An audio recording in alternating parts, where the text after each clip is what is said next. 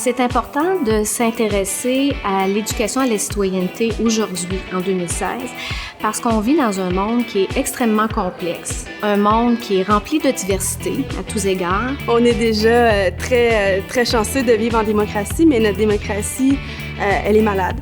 Puis, il faut en prendre soin. Le jeune, par exemple, ou même l'enfant ou l'adolescent sont ciblés par la publicité.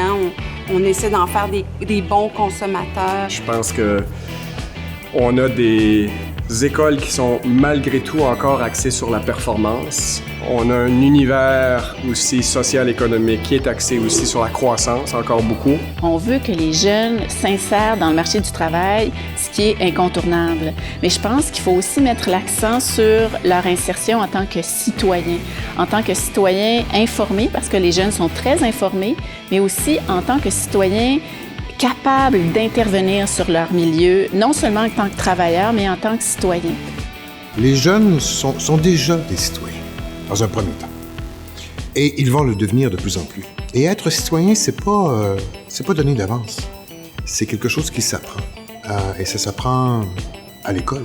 En fait, je pense qu'en 2016, une des raisons importantes pourquoi on devrait s'intéresser à l'éducation à la citoyenneté, c'est vraiment le fait, notamment par une diminution importante du nombre de jeunes qui s'intéressent à la chose politique, qui vont voter. Et donc, ça doit nous amener nécessairement à trouver des nouvelles façons d'intéresser les jeunes pour les amener à développer un pouvoir d'action.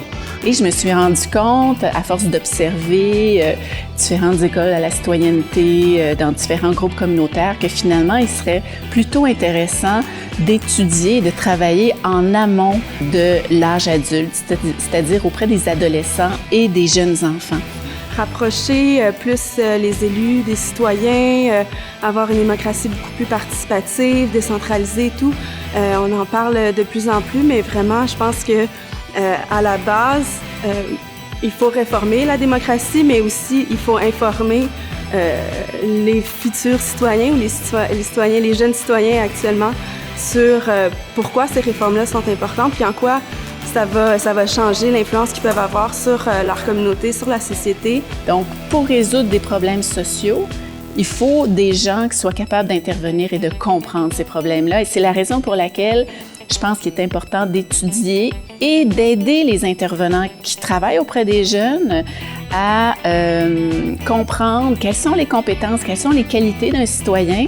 Bien, en donnant la parole aux jeunes, en faisant en sorte qu'ils puissent s'investir, participer dans la vie démocratique, je pense que c'est un moyen aussi de contrôler des inégalités dans la société.